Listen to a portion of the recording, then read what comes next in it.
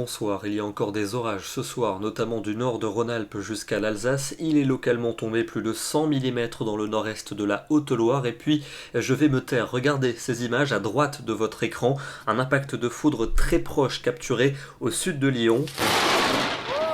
Et on comprend tout à fait la réaction du monsieur.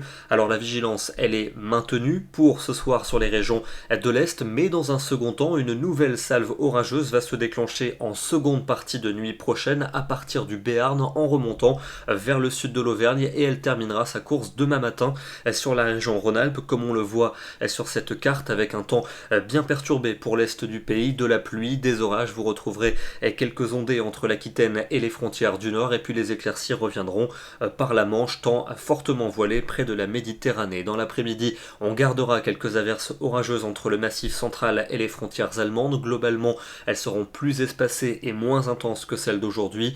À l'ouest, passage nuageux et belles éclaircies alterneront avec peut-être quelques ondées localisées, un soleil plus franc près des côtes ou encore vers la Méditerranée. Côté température pour ce mercredi matin, on aura entre 13 degrés pour Brest et 23 degrés à l'opposé pour Nice et dans l'après-midi, ça baisse notamment dans l'est du pays, ça remonte un peu pour le nord-ouest avec des valeurs un peu plus homogènes, entre 22 et 27 degrés en règle générale, mais jusque 29 à 33 pour la Méditerranée. Jeudi, le beau temps se réinstalle avec de belles éclaircies pour la plupart des régions. Les nuages seront plus nombreux au nord-ouest, surtout sur la Bretagne et le Cotentin où quelques ondées vont se produire et les températures vont de nouveau s'envoler durant l'après-midi avec des valeurs très estivales, 28 à Paris, 30 pour Lyon, 34 degrés pour Bordeaux et pour Toulouse. Vendredi, le temps sera plutôt variable au nord et au nord-ouest avec la possibilité d'averses localement orageuses. Vous aurez également de fortes rafales de vent. Ce sera bien plus ensoleillé pour le centre, l'est et le sud et la chaleur sera marquée pour cette journée.